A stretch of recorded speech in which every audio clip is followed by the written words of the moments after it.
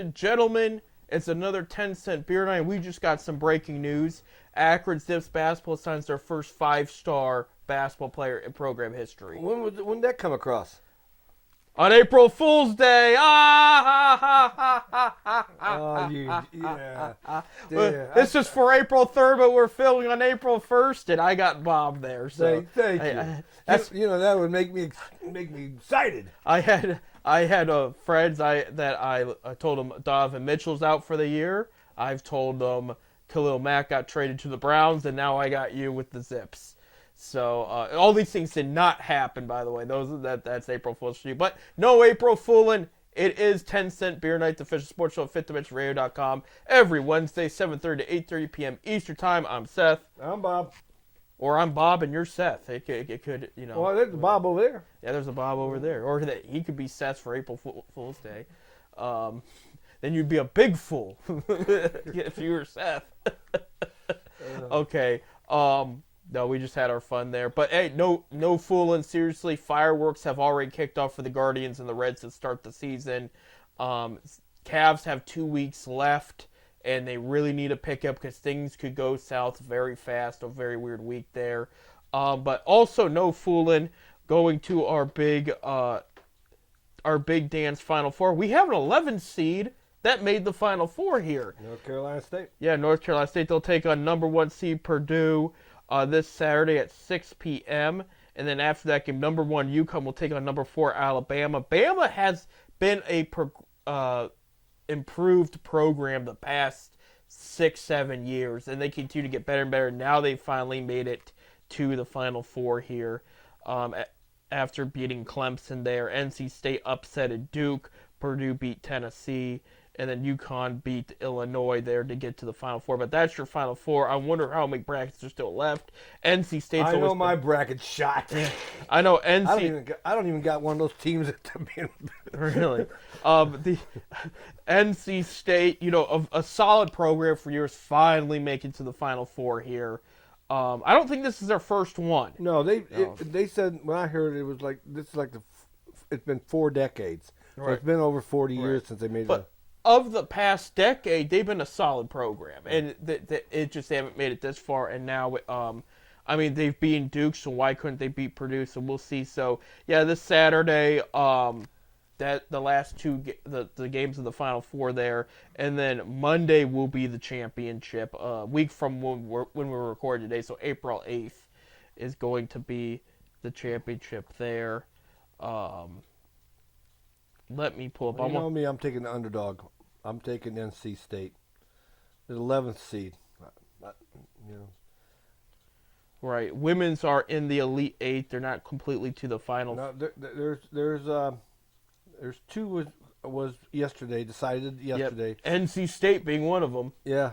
Yep. It's South Carolina there. The rest of the Elite Eight coming up, Iowa versus LSU, a rematch of the championship. Monday night. Yep, so tonight, so by the time you hear this, you'll know who won is going to the Final Four. And then in Portland, USC versus UConn, that'll be a good one. USC has been great all year round for the women's.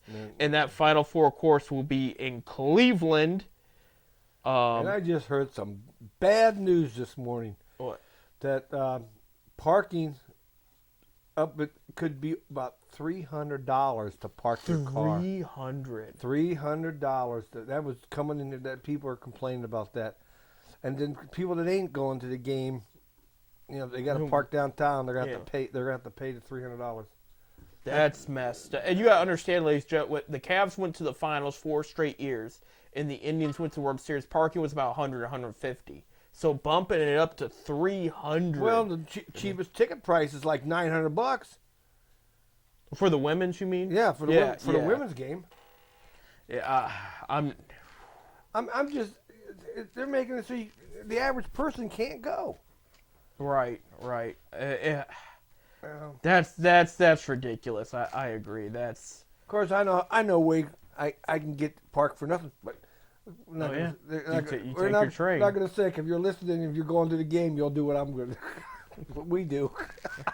Well, why not? Like, if we're not going to the women's game, we're not going to pay that. But you could take the train for $5 and park for free. Round trip. No, $3. Senior citizen. Oh yeah, to take the train. Yeah, Yeah. parking there is still free. Yeah, it'll take you about 15, 20 minutes to get to Cleveland, but then like you just go through Tower City and you go into Rocket Mortgage Fieldhouse, and then you're at the Final Four for the women's. So That's the cheapest way to go. right. So that game, as of now, as we're recording here on April 1st, South Carolina NC State has not been decided yet of when it's going to be played, but I will tell you the championship is going to be Sunday at 3 p.m. So I'm anticipating maybe a Friday game for these. Well, no, yeah, that's what I'm guessing. So it gives them a day to rest, and then Sunday's going to be the championship. Right. So we'll see what happens. I will tell you, it's either LSU is going to be there or Iowa's going to be there in the Big Four, but it's not going to be both like last year. So it's going to be crazy. I mean, and you're talking about the number 1, 2, and pick of the WNBA draft. Unofficially, it's assumed Caitlin Clark's going to be the first overall pick, and the second overall pick is going to be possibly Angel Reese. There's a couple others that they might decide over, but we'll see when that draft gets there. I do know from people that follow Ice Cube, the rapper, he calls it the 3-on-3 competition. It's retired NBA players playing against each other and whatnot, and he offered Caitlin Clark $50 million if she would play in the league this year, and that will be more than she's going to make her first year at WNBA. And she can do both, for the record, the way it's set up. Wow. But I think if I'm correct, I'm tempted to say she declined it, but I'm not sure. Or a decision hasn't been made. I know there's a guy on one of the talk shows here, and he's thinking that she could play in the NBA. I think that's a little bit of a reach. I think so too. Right, but he's really saying she could possibly be the first woman in the NBA. It's just that you watch these NBA players and these WNBA players, and there's a big difference. My thing is, they said that about Candace Parker years ago too. They were talking about her being the LeBron James of the WNBA. She had a great career. She's retired now, and she's on TNT and whatnot. But she didn't play up to, like, she was good. She could go in the Hall of Fame for the women's, but she did not play what they thought she was going to be like. And what set her back too was getting pregnant right when she got drafted, and she missed her whole first year. So that kind of set her back a bit too. But it does with the women, you know. I mean, there's one of their better players in WNBA will be on hiatus for 2 straight seasons to focus on family. It happens, you know.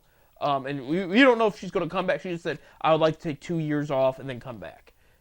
Is what she said. I mean, it's a different world out in the WNBA. But, I mean, with how faster...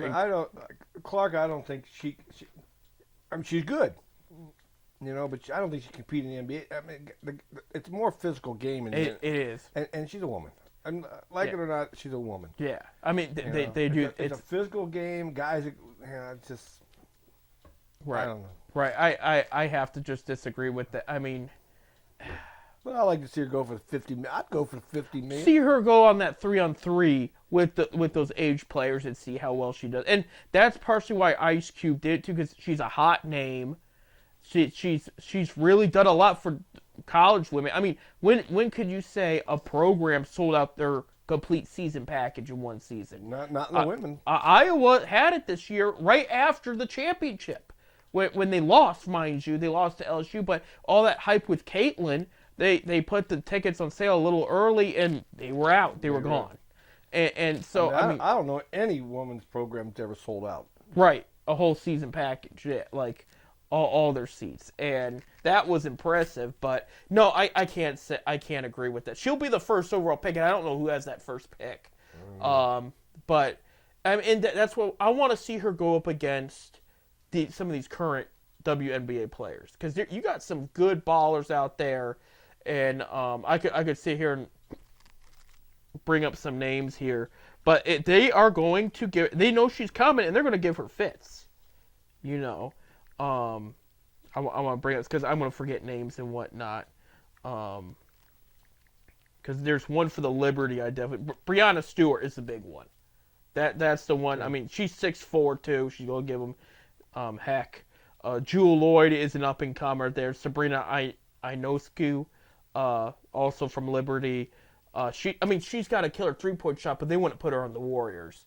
You know, like that's Alyssa Thompson. She's a great player there. I mean, you got some of these players that are going to go up and just give her fit. Kelsey Plum's another one. Jackie Young.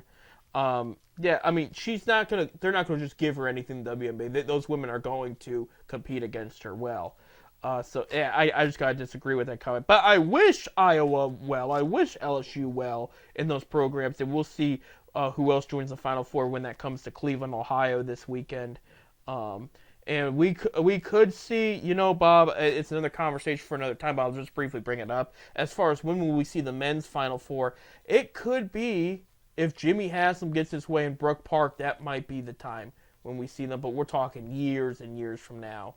But that's been a hot subject. You know, I don't know if Haslam's going to get it. They're going to build a stadium in Brook Park. Right. I can't see it. I think he's using. I moved the team to Brooks Park. I'm going to build a new stadium there. First of all, the people of Cleveland is not going to pay more taxes to build that stadium. Right. A $2 billion stadium. Right. You know.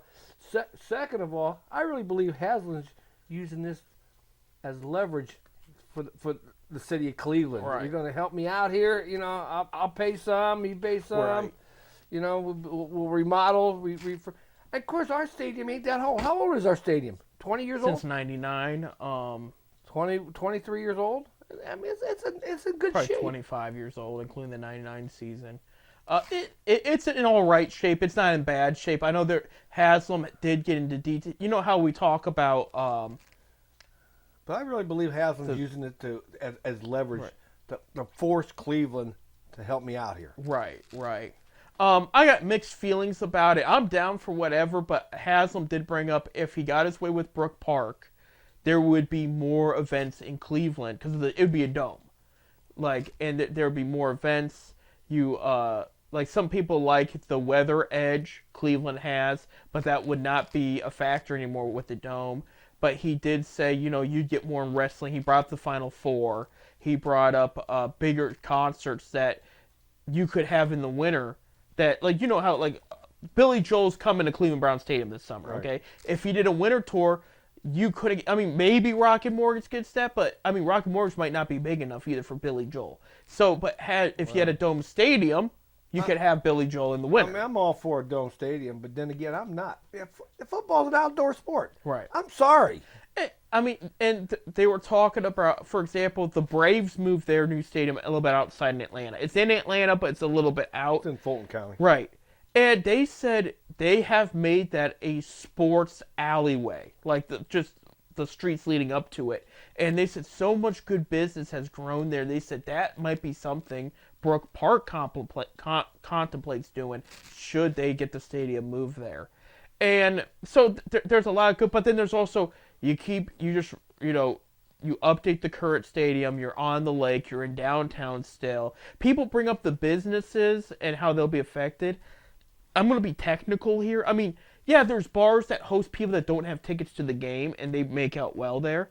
But if you're talking about people going to the game, they're tailgating, they're making their own food, they're bringing their own beer. The businesses don't really get that money.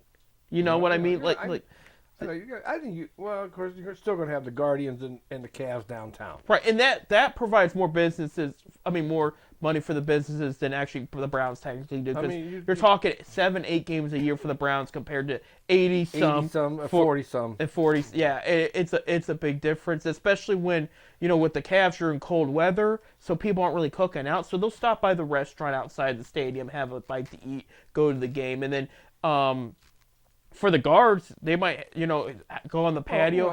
When we go to guards games, we always usually meet up there. We go to one of the bars, have us a Coca-Cola. You're right. Before the game starts, and then we go to the game. And a lot of time we leave and we go back over to have another Coca-Cola. Right. Where it's cheaper. That's what.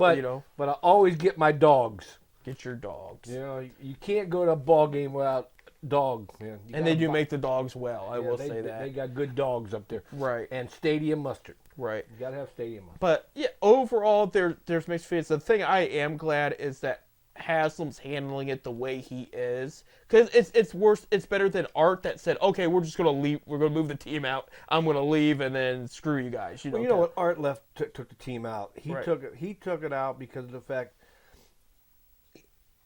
the city of Cleveland wouldn't help with that stadium. No. And he wanted a new stadium. And then what happens? He leaves. They build a new stadium. Right. You Well, know? I think they saw the damage it did. did, and no, I will say, I mean, I don't like Art Modell for what he did, How many but times would I you- do get that How part many of it. times did you win the old Muni Stadium? How many times did you go over there? None. I was too little. Well, you was still a kid when your dad never took you down the old Muni. No, I was like, because remember, Jacobs Field came in '94, and I was 4. That was Like that that was Yeah, this was that was the graveyard. That was the mausoleum of all sports. it was Yeah. big. I didn't notice Well, that. And then, it was the largest stadium at the time. right. I mean, it seating was 84,000, but standing room they could have 100. Right. That could be in that. They built it for the Olympics in '32. Right. That's what it was for. But they was hoping to bring the Olympics to Cleveland, and of course it was shaped like a C. It was a beautiful old stadium. I know a lot but of it legendary just- rock shows too were there too. It just ran down. There was one section upper deck that you wasn't going to sit there because concrete was falling. Haslam he just wanted them to remodel it to fix it up. Right. And I mean not Haslam, Modell. He wanted them to fix it up. Well, City of Cleveland said no. You pay for it. Of course, then we put in the sin tax, beer and cigarettes. With everybody knows when you go to a ball game, they're going to be drinking beer, especially a Browns game. Right. There's going to be a lot of beer. So that's why the beer's $10 a beer. You're paying a sin tax to build that gateway project. Same with Right. smoking. You're not allowed to smoke there, but they wanted the smokers to pay for it. Right. Right. And that's just with everything in consideration. And again, this is going to be years before anything actually happens. No, I think it's going to be sooner than you think. Sooner than I you think, really, yeah. I really do. Because there's talk now that if they build a stadium in Brook Park, Yeah. what makes it that the Jack don't follow? That's a good question. That was brought up. What makes the casinos don't want to go to Brook Park? Now you got a brand new ball field out in Right. We'll say no man's land Right. because we know we go to Brook Park a lot. Yeah. There ain't nothing out there. Wait. There's going to be a lot of traffic. The airport's there. Right. We can bring. Talk has it the Jack could be moving there. Yeah. Out in Well, Brook I mean, Park. depending what the state rules are, because I used to work for Jack, so there were strict state. Like for example, I worked for Northfield. We couldn't have tables because by law only X but the amount Jack's of got tables. tables. Yeah, the downtown Jack does. Yeah, because by law And there was only like supposed to be And 4 in it's- the whole state yeah, of Ohio or there's something. the only thing the Jack is the only casino that does not have a horse track near it, Right. because that was the agreement was we'll bring the casinos into Ohio, but they got to be with the tracks, the horse tracks. Right. The horsemen fought for that Right. because for the money, Right. So. But the Jack was put in before that ruling came in. Right. Right. But I think my question is, would the Jack follow or would the Jack put an additional? I think that would be the debate. I can see Jack making a move, but I think that would be if they're legally allowed to put other tables or something else there, they might. But they also might want to keep it downtown too, because I mean, it is bringing people down. We're talking about that train. It brings a lot of people to the casino from all those locations because it takes you straight in. We'll have to wait and see. We'll have to see. There's definitely going to be some sports gambling there in Brook Park either way. We got to take a break. When we come back, we're going to talk some Cavaliers. 2 weeks left, and things are going inconsistent. We'll talk more about it when we get back.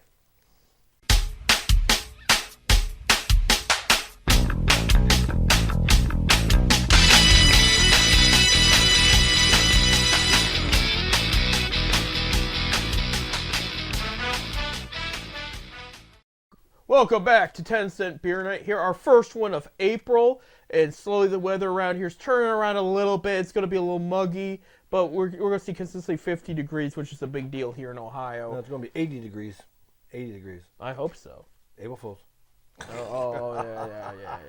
He thought he got me, but I thought he was talking about something else there. Real quick, because we were talking about the big tournament.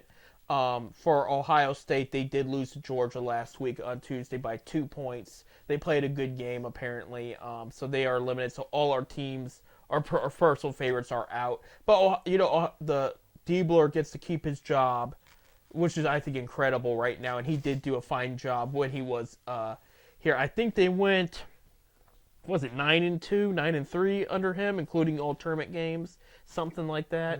I mean, he beat Purdue, who made it to the Final Four.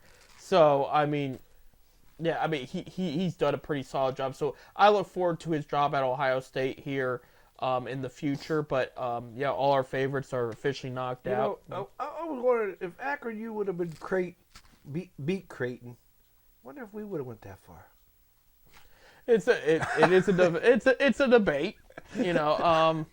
Creighton got to the Sweet 16. Right. Creighton had a solid. They always have a solid team too. Who knows? They didn't, but we'll see what John Gross has up his sleeve going forward. I'm interested to see what the recruiting process is going to be in the next few months. They did get the 5-star recruit. The one I made up. Yeah. So we'll see. I did say shout out real quick to former Zips point guard Drew Joyce III. He is going to be the new coach for Duquesne University. He is getting promoted after Keith Dambrot has retired. And, we knew Drew Joyce from playing with LeBron James at St. Vincent St. Mary's. And then him and his buddy Romeo Travis went to Akron and made some special memories there. Best of luck to Joyce there. And I do know for a fact Bryce James has an offer from Duquesne. I wonder if the chances are better now that Drew Joyce is there, LeBron's former point guard, if Bryce James will look their way. I mean, he could go anywhere. I don't know. And I know he's not ranked in the top. He needs a couple more years of college. Yeah.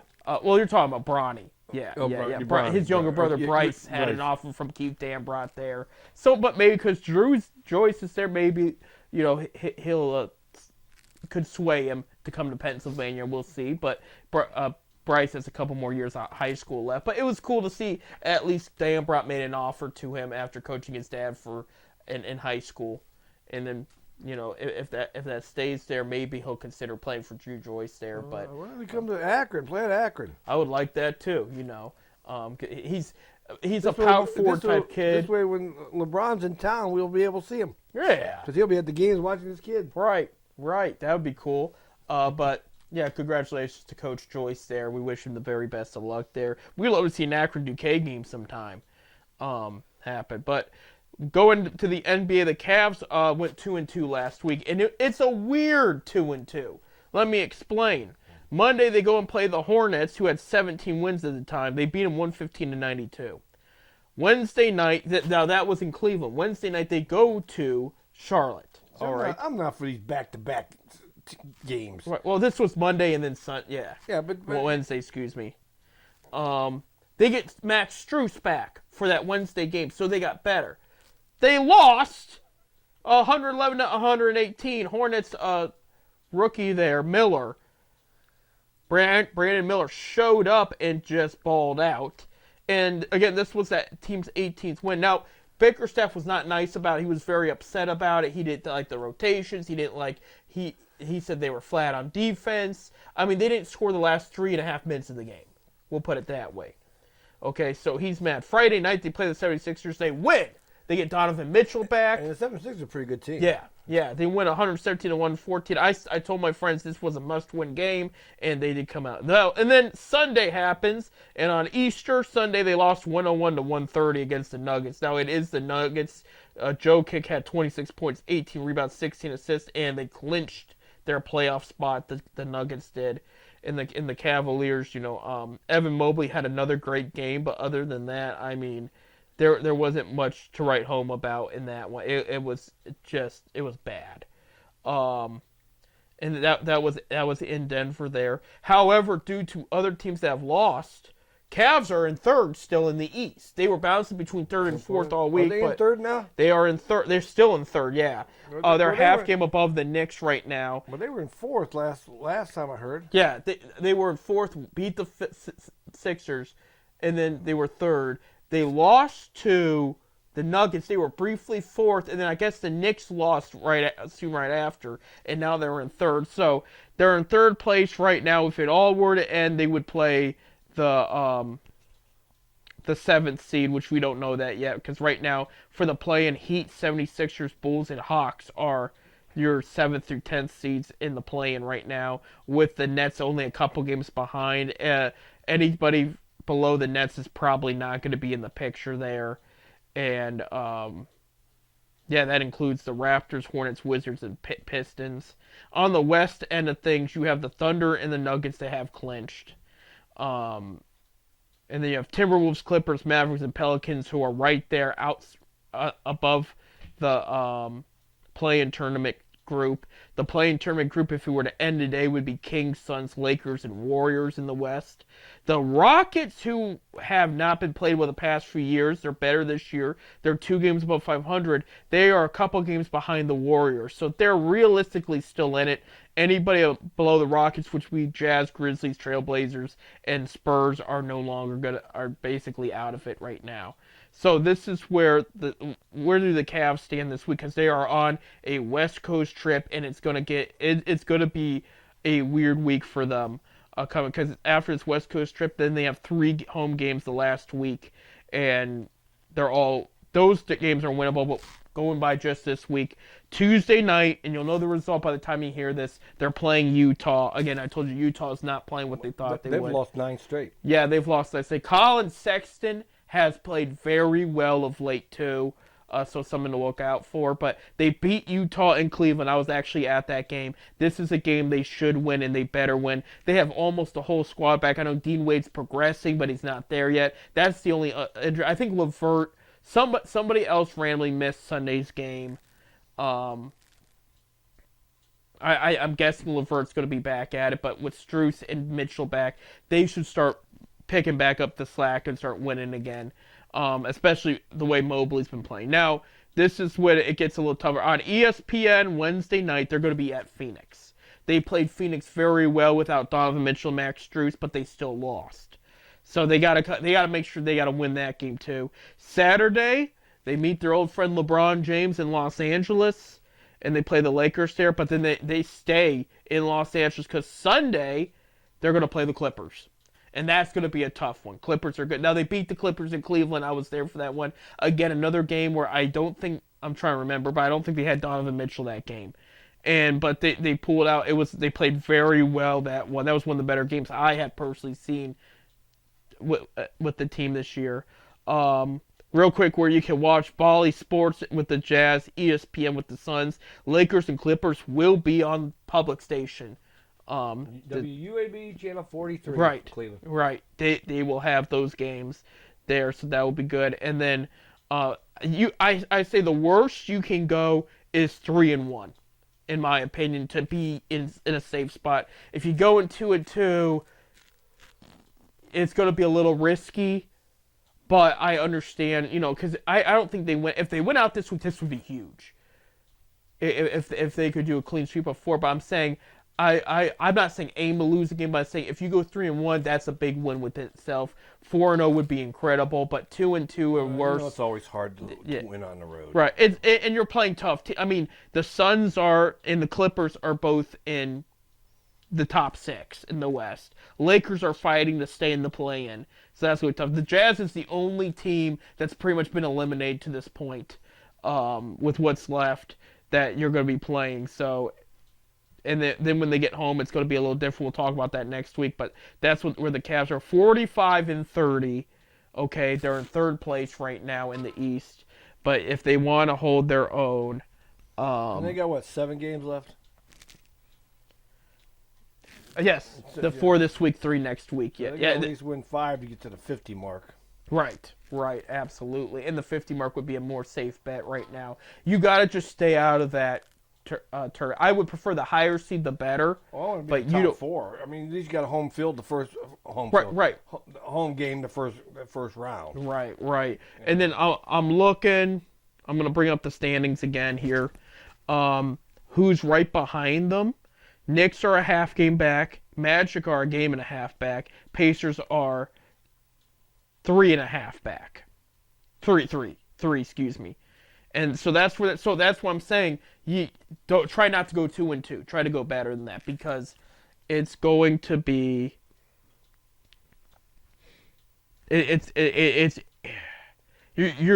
you are probably setting yourself up for problems if you go that route. Because that the playing right now would be Heat, 76ers, Bulls, and Hawks, and the Heat and Sixers make me a little nervous out of that group right there for playing if the Caps were to drop that far. Hopefully they're not. Hopefully they'll get it.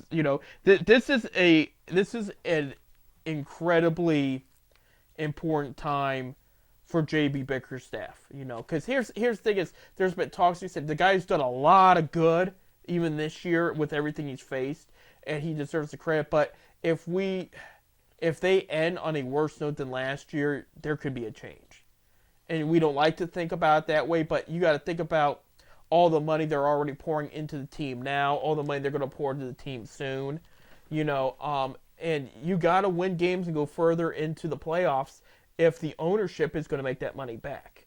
And that's part of it they're not talking about. I remember an interview Dan Gilbert did in 2018. The Cavs went to 4 straight finals.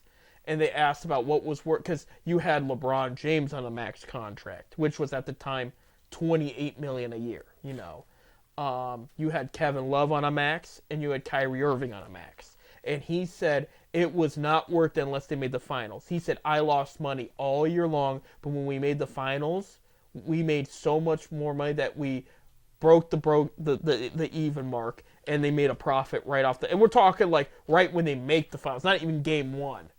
So like the TV money, you get all the whole situation. I could go on and on about it, but like he made his money. Right. All it up and the profit at the finals. So keep that in mind, okay? Now you have Darius Garland's making over $30 million a year, more than any Cavs player ever did. Donovan Mitchell's making about $28 million until he signs that extension. That extension again, Bob. The cap's going up. That extension could be a lot of money. Jared Allen's making $20 million a year the next couple of years. Evan Mobley's due for the rookie max extension this summer. He's not going to get it starting next year, but he'll get the year after, okay? That's a lot of money. Okay, so he wants to make sure this team makes it as far as they can or else he's losing money. And that's the thing people aren't talking about. So as much as I like JB Bickerstaff, I like what he's done at this point, I like where the team's going, they're about to spend a lot of money to keep the team here. And you have to, this team's got to make a run in order for it to be worthwhile. Yeah, but they're not playing up to 100%. I know. They got they had a lot of injuries, and they've got guys that are still having injuries. Right. They're coming back.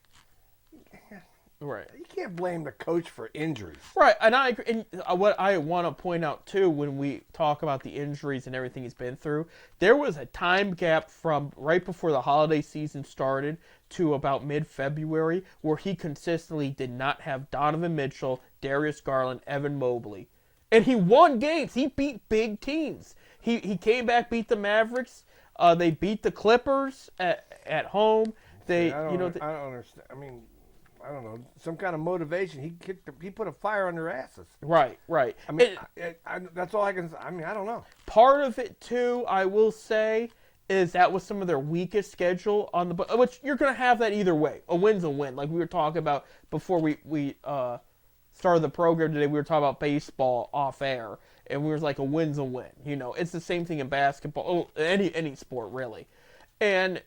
So there's the argument there. Well, they played the Wizards and the Pistons a lot during that time. It's like they still won. They didn't have this good. Yeah, you gotta win. And they would be in worse off condition in most situations, losing the guys he lost. I mean, again, he did not have Darius Garland and Evan Mobley for a little over a month, and there was a lot of basketball played in that time, and still he won the majority of those games.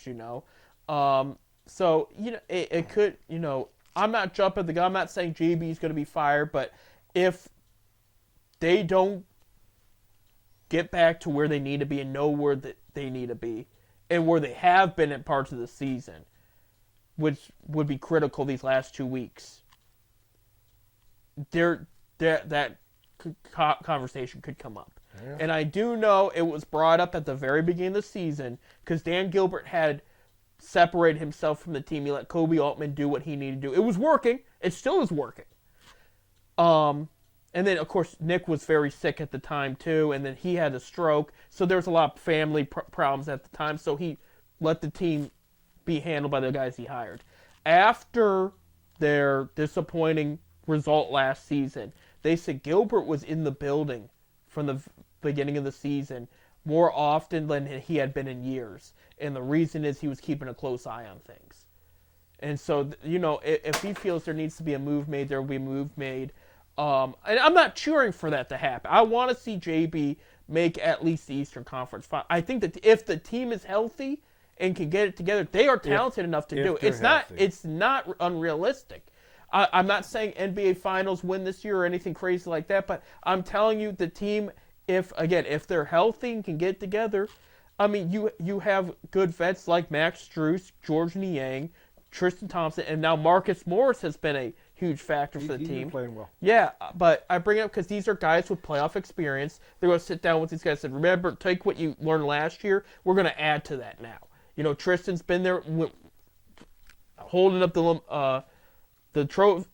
I almost said Lombardi, but that's not it. The Kevin O'Brien trophy. The Kevin O'Brien trophy in Cleveland before. He took it with him to Canada to show off to people. So he's been there. He knows how it is, and they're going to need that leadership going into this. But this is a tough week for them. This is the last. But if they can come out again 4-0 or 3-1, that is going to be a big statement this week because you're playing some of the tough teams in the West here. And again, LeBron's not going to be easy to them, and that's the second weakest team they're playing. And they got to just find a way to beat the Clippers again, and this time finish off the Suns. They last time against the Suns, again, they played very well. Garland rolled his ankle. He had to miss a little bit of time, and Garland was the reason they were up most of that game. And so they just got to get it. They didn't have Mitchell. They didn't have Mobley at the time either. So to have these guys back, and Strus either, they didn't have Strus either. So that it's going to be a big deal. It's going to be interesting. It's going to be interesting. It is. So looking forward, though, to see what they can do. I have not even looked at the Cleveland Charge of late. Last I heard, they were in second the last time I looked. I haven't followed. I used to be a big Charge fan. I do know that they're selling pretty well up there in Cleveland. They're bringing in good crowds there. They are? Yeah, I mean, of late, it's been good. I want to see their schedule here in March. They did lose last night. I want to pull up their standings before we last time take our break. They were in second place last I looked. But like I said, I haven't followed them. I was a big supporter of them. Season ticket holder for almost 10 years down there. They moved them out of Canton, Ohio, to Cleveland. If I'm going to go to Cleveland to watch a sporting event, I'm going to go watch the big boys. I don't think they're going to be advancing their 11th place with 15 and 19 record. They're worse. They've dipped since I last checked. So yeah, they dipped the last time I checked. Yeah. So anyway, we got to take a break. When we come back, we're going to be talking about how the first weekend of baseball went. It actually a lot of exciting things happened. So I'm looking forward to that conversation. So stay tuned here on 10 Cent Beer Night.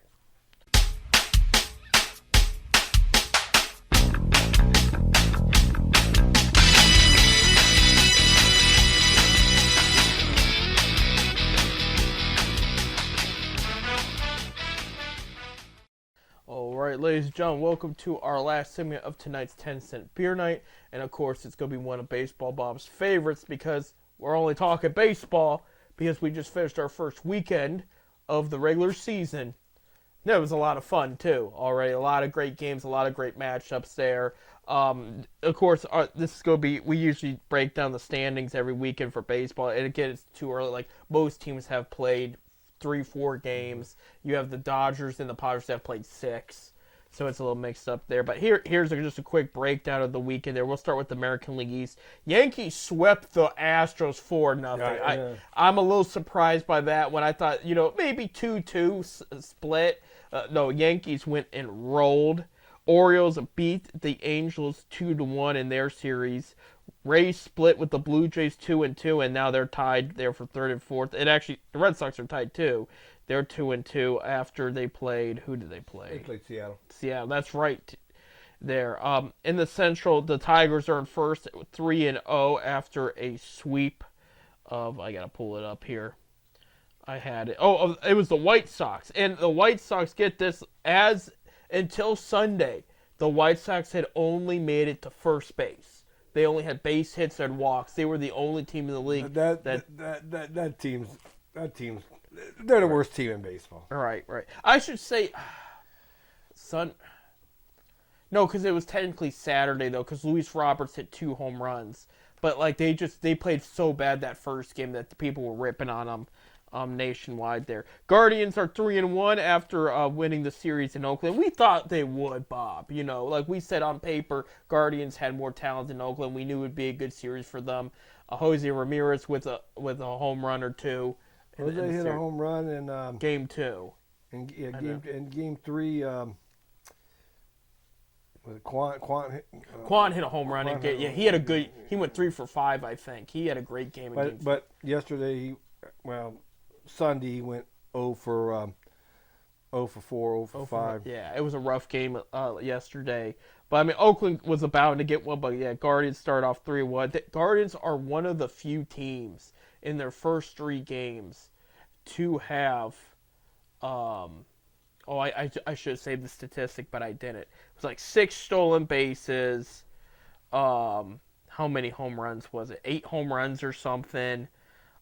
26 runs batted in, and then a high. They're one of 8 teams all time to have those statistics in their first 3 games. One of them was World Series winning Cincinnati Reds from the 70s. There, I can't remember which. I'm trying to say 74. Does that sound right? The Reds won in 75 and 76. Okay, maybe it's 75. Oakland won in 72, 73, and 74. Okay. There, so yeah, it was before the Big Red Machine, but it was still with that good 70s Reds team. But that was the only big name team out of the group that I saw on the list. You know what's funny about the Guardians? They won the first 3 games of the 4-game series.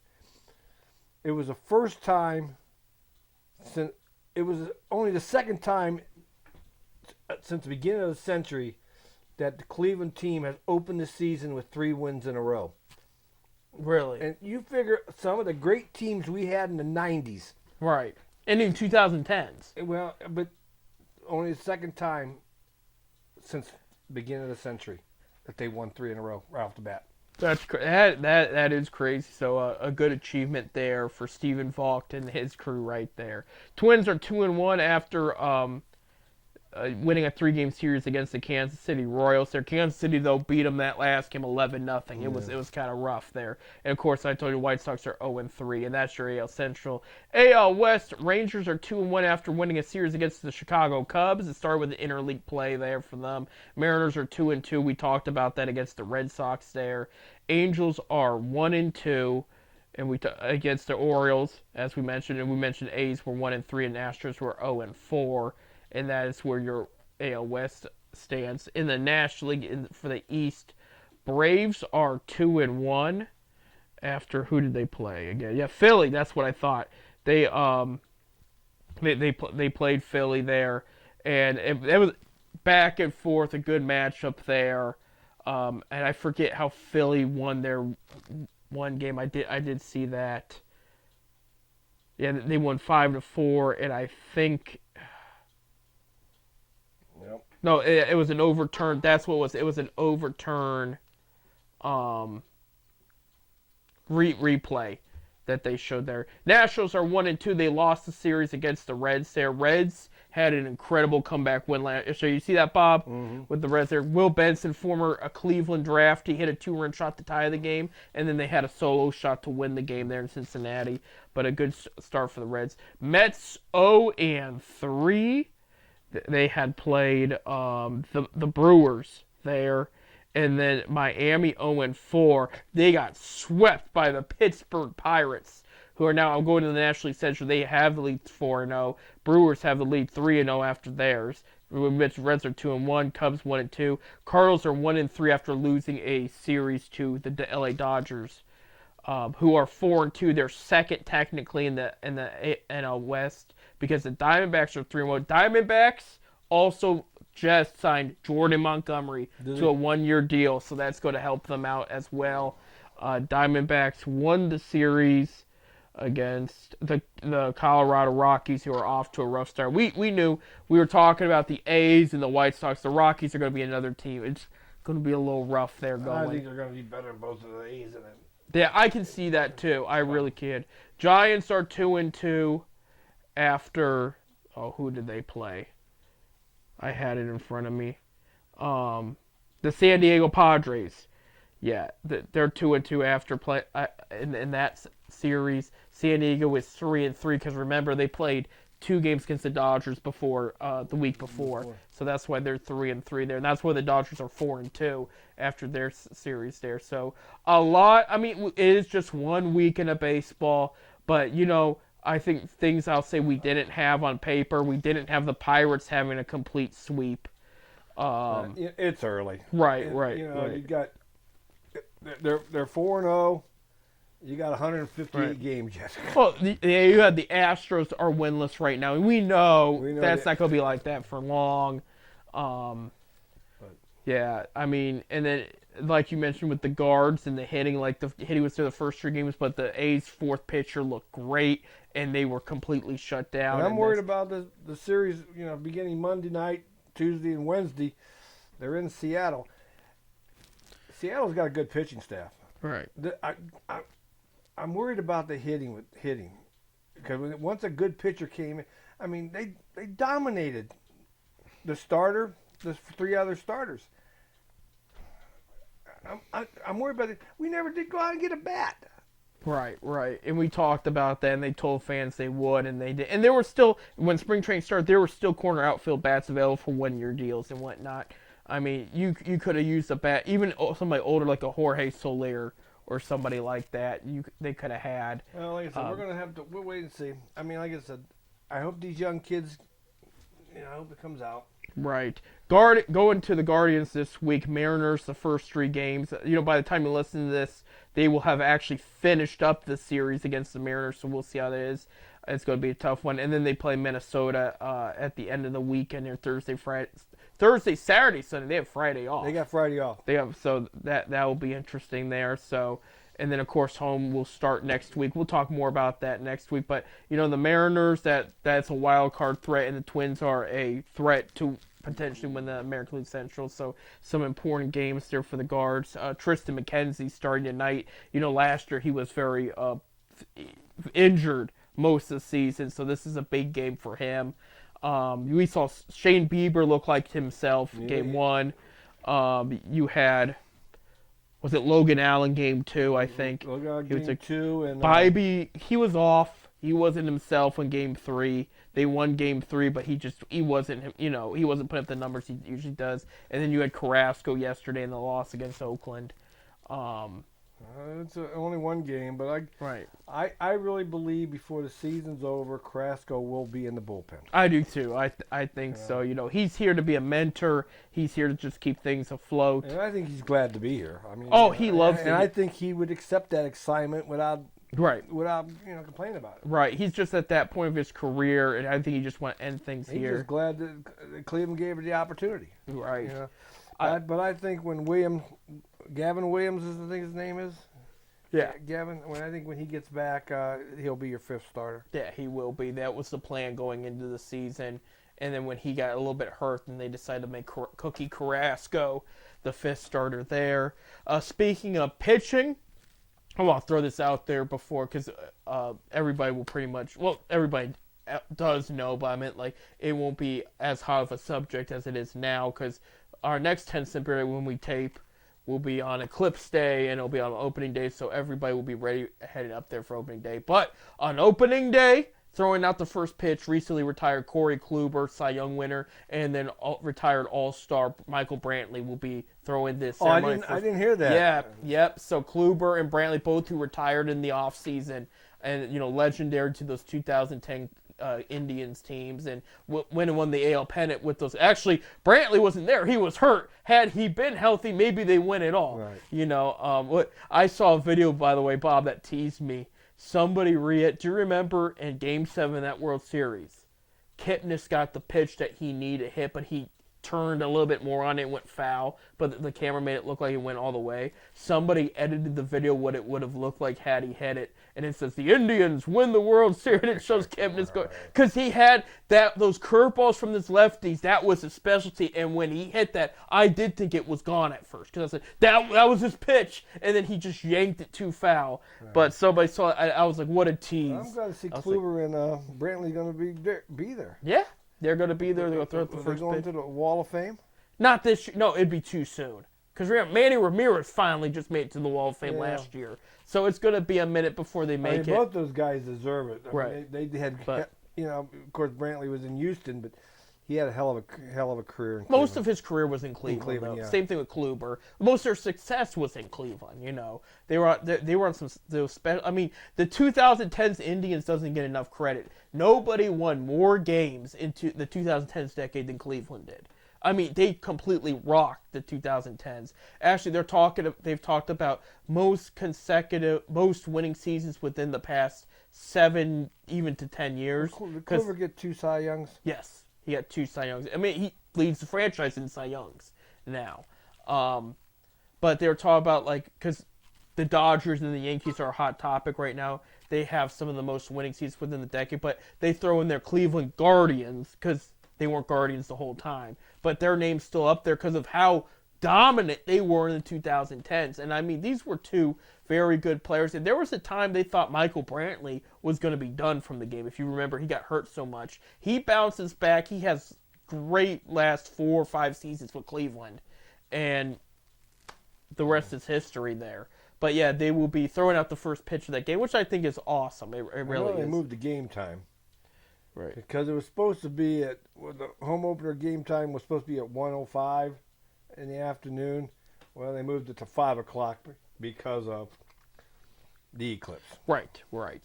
But so that's where the guards sit right now. We'll talk about the Reds here.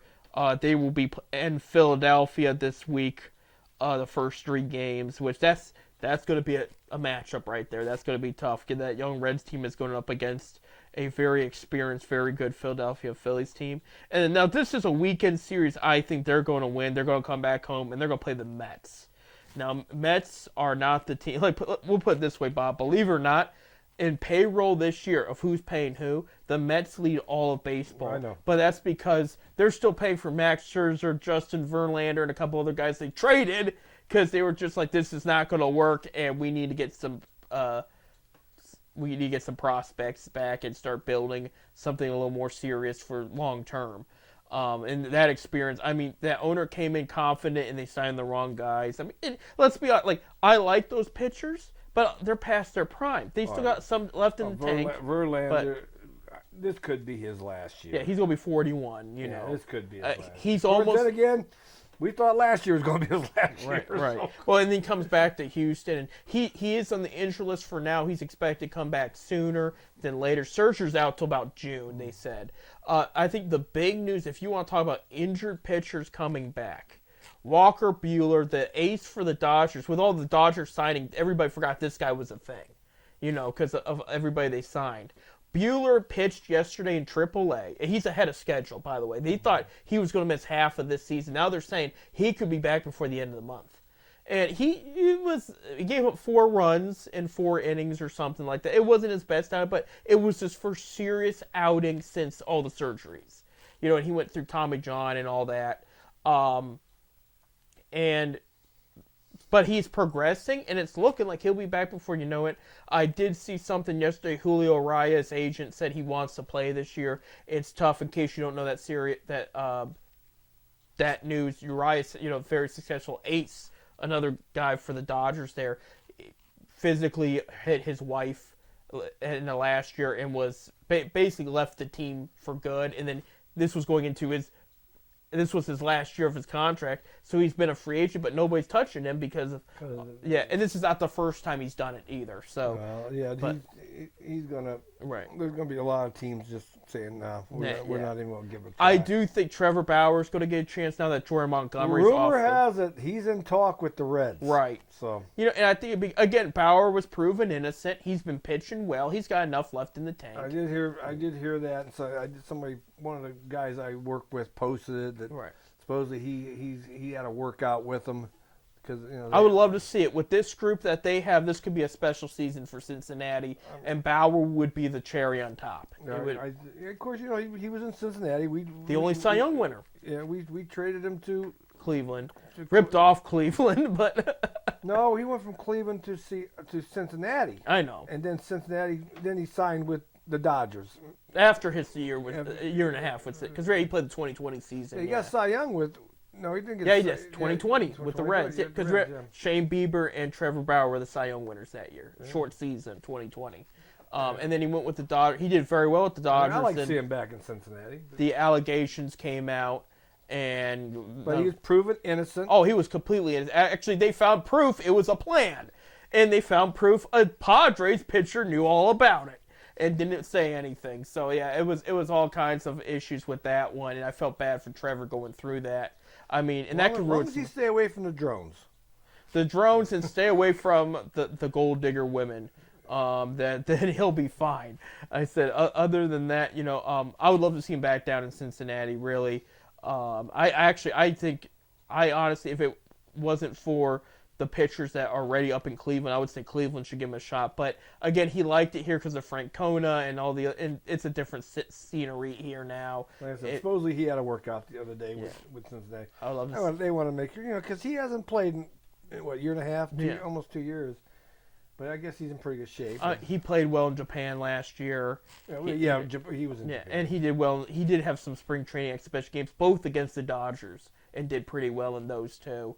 I do know Blake Snell recently signed with the Giants. He had a Double-A workout because he hasn't been pitching. He's not hurt. He just didn't sign. And I guess he dominated in that one. So they said it's not going to be too much longer till San Francisco calls him up and he'll be ready to go. But Bob, we're back. Baseball's back. A great weekend. A lot of highlight reels. I know people are having issues with the show video game. I did see that it's messing up with the graphics, making people look goofy, and people are.